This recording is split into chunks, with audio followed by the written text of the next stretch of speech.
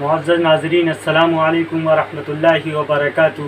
ہمارے YouTube channel واضحbook.com میں آپ کا استقبال۔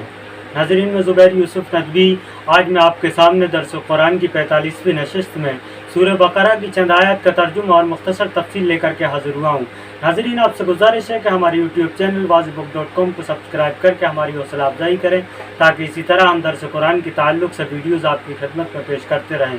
الحمدللہ وکفا وسلام علی عبادہ الذین اصطفی، اما بعد فاعوذ باللہ من الشیطان الرجیم، بسم اللہ الرحمن الرحیم۔ کان الناس امۃ واحدہ فبعث اللہ النبیین مبشرین ومنذرین وانزل معهم الکتاب بالحق لیحکم بین الناس فیما اختلفوا فیہ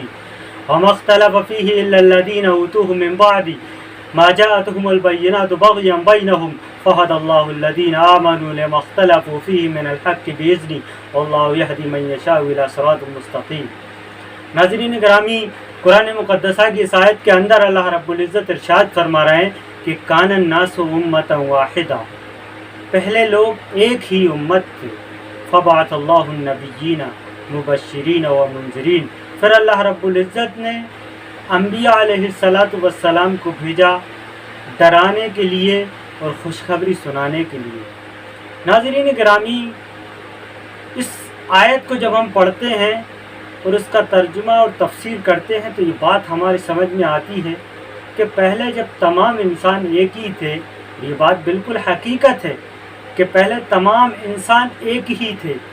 ایک ماں باپ کی اولاد ہیں تمام انسان۔ دنیا میں جتنے بھی انسان ہیں ان سب کے باپ اور ماں ایک ہی ہیں۔ حضرت آدم علیہ السلام سے اس انسانیت کی شروعات ہوئی ہے، اور اس پورے دنیا کے انسانوں کی ماں حضرت حوا علیہ السلام ہے، اور ان دونوں سے پھر انسانیت کی شروعات ہوئی۔ سب سے پہلے اللہ رب العزت نے حضرت آدم علیہ السلام کو بنایا، اور حضرت آدم علیہ السلام ہی سے حضرت حوا علیہ السلام کو پیدا کیا، اور پھر ان دونوں سے انسانیت کی شروعات ہوئی، جیسا کہ ہم قرآن مقدسہ کی دوسری آیت سے ہمیں پتہ چلتا ہے، جس کے اندر اللہ رب العزت ارشاد فرماتے ہیں تمام انسانوں کو خطاب کر کے، یا ایھا الناس، اے لوگو، انا خلقناکم من ذکر و انثی، بے شک میں نے تمہیں ایک مرد اور ایک عورت سے پیدا کیا ہے۔ وجعلناکم شعوبا وقبائل لتعارفوا، اور یہ تمہارے جو قبیلے ہیں، جو خاندان ہیں، جو ٹولے ہیں، جو جتھے بندیاں ہیں، جو خاندان اور قبیلے ہیں، یہ تو صرف تعارف کے لیے ہیں، صرف پہچان کے لیے ہیں کہ الگ الگ خاندان کے اعتبار سے، الگ الگ قبیلے کے اعتبار سے انسان پہچانا جاتا ہے، صرف تعارف کے پہچان کے لیے ہے۔ ان اکرمکم عند اللہ اتقاکم، آگے اللہ رب العزت نے یہ بھی واضح کر دیا کہ بے شک یہ خاندان اور یہ قبیلے اور یہ ٹولیاں اور جتھے بندیاں یہ اللہ کے نزدیک کوئی معنی نہیں رکھتی۔ ان اکرمکم عند اللہ اتقاکم، بے شک اللہ رب العزت کے نزدیک تو معزز وہ ہے جو سب سے زیادہ متقی ہوگا، جو اللہ سے ڈرنے والا ہوگا، جو پرہیزگاری اختیار کرنے والا ہوگا، جو اللہ کے طریقے کو اپنانے والا ہوگا، جو اللہ کے بتائے ہوئے راستے پر چلنے والا ہوگا، جو اللہ کی شریعت کو اور اس کے قوانین کو اور اس کے دستور کو اپنانے والا ہوگا، وہ اللہ کے نزدیک معزز ہے، اور اللہ کے نزدیک مکرم وہ ہے جو اللہ رب العزت پر ایمان رکھنے والا، اللہ سے ڈرنے والا ہوگا۔ ان اکرمکم عند اللہ اتقاکم، جو اللہ سے ڈرنے والا ہوگا وہ اللہ رب العزت کے نزدیک سب سے زیادہ متقی، سب سے زیادہ پرہیزگار جو ہوگا وہی اللہ رب العزت کے یہاں معزز ہے۔ ناظرین گرامی، قرآن مقدسہ کی اس آیت کے اندر جو میں نے آپ کے سامنے پڑھی ہے کہ کان الناس امۃ واحدہ، پہلے تمام کے تمام لوگ ایک انسان تھے۔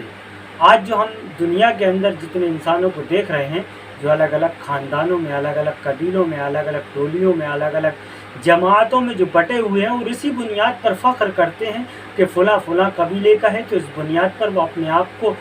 بلند و بالا سمجھتا ہے، اور کوئی اگر کسی چھوٹے خاندان کا ہے یا چھوٹی برادری کا ہے تو اس کو ذلیل اور حقیر سمجھا جاتا ہے۔ ناظرین گرامی، یہ اسلام میں یہ سب چیزیں نہیں ہیں، یہ اونچ نیچ، یہ ذات پات اسلام اس کی تعلیم نہیں دیتا۔ اسلام تو کہتا ہے کہ تمام کے تمام انسان معزز ہیں، مکرم ہیں۔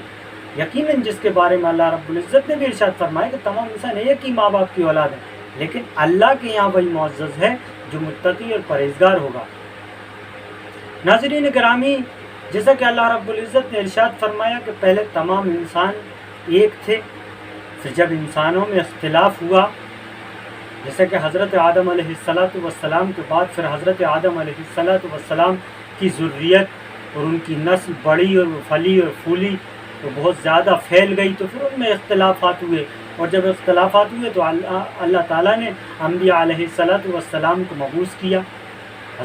حضرت ابن عباس رضی اللہ تعالیٰ عنہ بیان کرتے ہیں کہ حضرت آدم علیہ السلام سے لے کر حضرت نوح علیہ السلام تک 10 زمانے ایسے گزرے ہیں جس میں اختلاف نہیں ہوا، جس میں انتشار نہیں ہوا، جس میں لوگ آپس میں بٹے نہیں، بلکہ لوگ حق کے پابند رہے، لوگ شریعت کے پابند رہے۔ اس کے بعد جب اختلاف ہوا تو پھر اللہ رب العزت نے انبیاء علیہ السلام کا سلسلہ شروع کیا، انبیاء علیہ السلام کو بھیجا، حضرت نوح علیہ السلام کو بھیجا، حضرت موسیٰ کو بھیجا، حضرت عیسیٰ کو بھیجا، حضرت داؤد کو بھیجا، اور حضرت یعقوب اور بے شمار نبی جو اس دنیا میں آئے، آخر میں حضرت محمد مصطفیٰ صلی اللہ علیہ وسلم کو بھیجا۔ تو جب لوگوں میں اختلاف پیدا ہوا، تو جب لوگ راہ راست سے ہٹے اور جب لوگوں نے اللہ رب العزت کے طریقے کو اور اللہ کے راستے کو چھوڑا، اور جب یہ انسانیت دوسرے راستوں پر بھٹک گئی، اور جب یہ انسانیت نے غیر اللہ کو معبود بنا لیا اور اللہ کی پیدا کی ہوئی چیزوں کو معبود سمجھ بیٹھے، جب یہ انسان اللہ کی تخلیقات کی پوجا کرنے لگی، اللہ کی تخلیقات کی عبادت کرنے لگی، چاند اور سورج کو خدا سمجھنے لگی، تو پھر اللہ رب العزت نے اس انسانیت کی ہدایت کے لیے، اس انسانیت کی رہنمائی کے لیے، اس انسانیت کو راہ راست پر لانے کے لیے انبیاء علیہ السلام کو بھیجا۔ فبعث اللہ النبیین، جس کا تذکرہ قرآن مقدسہ کی آیت کے اندر کیا گیا ہے کہ فبعث اللہ النبیین، اللہ رب العزت نے انبیاء علیہ السلام کو بھیجا، اور ان انبیاء کو مبشرین بنا کر بھیجا، یعنی خوشخبری دینے والا بنا کر بھیجا، خوشخبری دینے والا ان لوگوں کے لیے خوشخبری دینے والا بنا کر بھیجا جو راہ راست پر جمے رہے، ڈٹے رہے، جو ایک اللہ کو مانتے رہے، جنہوں نے اللہ کو نہیں چھوڑا، جنہوں نے غیر اللہ کی عبادت نہیں کی، جنہوں نے غیر اللہ کو اختیار نہیں کیا، جو غیر اللہ کی طرف یعنی اللہ کے علاوہ کسی اور کو جنہوں نے معبود تسلیم نہیں کیا، ان کو جنت کی بشارت اور خوشخبری دینے والا بنا کر بھیجا، وہ منذرینہ اور ڈرانے والا بنا کر بھیجا۔ ڈرانے والا ان لوگوں کے لیے بنا کر بھیجا جو راہ راست سے بھٹک گئے تھے، جو اللہ کی بتائے ہوئے طریقے سے بھٹک گئے تھے، اور جو غیر اللہ کو خدا مانتے تھے، ان کے لیے ڈرانے کے لیے انبیاء علیہ السلام کو اور ان کو راہ راست پر لانے کے لیے بھیجا۔ وَأَنزَلَ مَعَهُمُ الْكِتَابَ، اور اللہ رب العزت نے ان کے ساتھ حق کے ساتھ ان کو کتاب دے کر بھیجا، یعنی ایسی کتاب دے کر بھیجا جو حق پر مبنی تھی۔ وَأَنزَلَ مَعَهُمُ الْكِتَابَ، اللہ تعالیٰ نے ان کو کتاب بھی دی۔ دنیا میں جتنے بھی انبیاء علیہ السلام آئے، وہ یا تو کتاب لے کر کہ ان کو کتاب دی گئی، یا پھر ان کو صحیفے دیے گئے، یعنی وہ کتاب لے کر آئے، ان کو اللہ تعالیٰ نے کتاب دی۔ لِيَحْكُمَ بَيْنَ النَّاسِ، تاکہ وہ اس کتاب کے ذریعے لوگوں کے درمیان فیصلہ کریں۔ فِيمَا اخْتَلَفُوا فِيهِ، جن معاملات میں لوگوں میں اختلافات تھے، ان اختلافات کے اندر کتاب کے ذریعے فیصلہ کیا جائے۔ اس لیے اللہ رب العزت نے دستور، قانون، شریعت کے طور پر کتابیں انبیاء علیہ السلام کو عطا کی۔ چونکہ یہ جو اختلاف جو ہوا تھا اور جو مخالفت جنہوں نے کی تھی، اور یہ جو